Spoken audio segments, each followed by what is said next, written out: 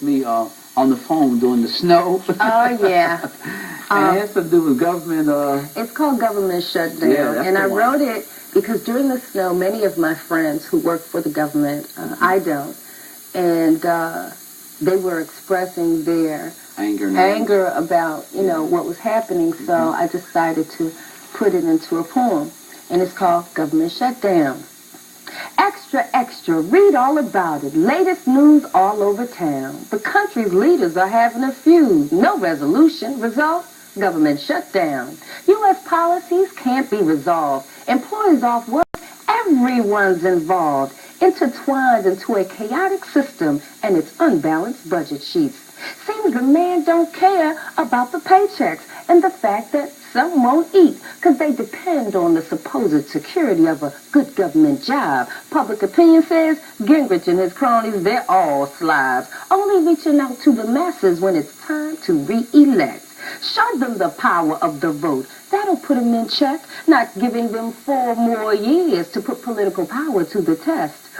The elephant and the donkey, they created this mess while we twiddle our fingers when unemployment's frown. Unproductively they work, causing the government to shut down. In 1995, things were supposed to be better. Fellow countrymen at home send Congress a letter to inform them this is unacceptable, intolerable, a low-down dirty shame that egos override the needs of the people, each pointing the finger, passing the blame. Don't matter who's wrong. Citizens caught in the middle of an argument going round and round. Headlines in the media, government shutdown. And the volumes of history, oh, they'll dress it up. Congress's irresponsibility, the Senate's passing the buck, the U.S. entering 96, while the people reside in a boiling pot. President Clinton and VP Gore can't find the right mix. Trying to protect human services, Head Start and Whitewater Hillary ain't making a sound.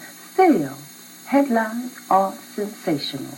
The government has shut down. Most beautiful. Yeah. How long did it take you to complete that and to polish it? About an hour. Yeah. Ooh, that's a long time. Yeah, I find that my writing... You usually write in one setting? I usually write in one setting.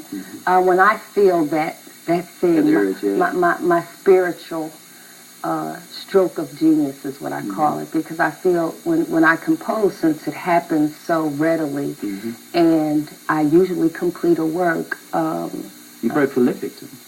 Oh, I thank you. So that's kind of how it happens.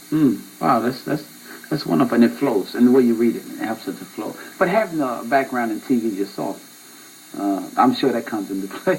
Oh, it helps. Yeah, it helps. It's a great help.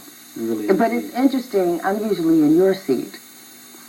So it's interesting to be on this side of it. Yes. Yeah. Well, since it's my show, you sit over there. Okay. Okay, that's fine. It's wonderful. Look, I want you to share another piece with us, if you will. I would like to. I did a collection on homelessness. Okay. And I found that when I did these pieces, when I wrote them, I was writing them kind of, well, definitely as myself, but from the point of view of people that watch. But in the first selection, which is Can You Spare a Dime, I take the homeless person's point of view.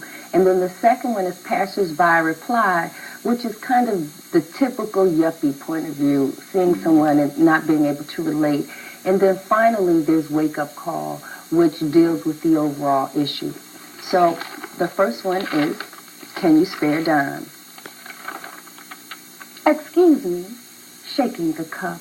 The homeless crying in the street. Can you spare a dime? My family's hungry. There's a house note I can't meet. Little one's got pneumonia standing out here in the cold. Congress say government can't do nothing. That song is getting old. See, they's fighting battles for other countries. U.S. soldiers buried in stone. Save the young who go to war. They can rescue us victims at home. There's a struggle right here. Under this bridge is where I live. The highway's the roof. Don't you have a dime to give? My neighbors, they're the cars driving by. The cold ground caresses my blanket on which at night I lie. Don't have the modern conveniences like a manhole steam coming through. The sun's my heat.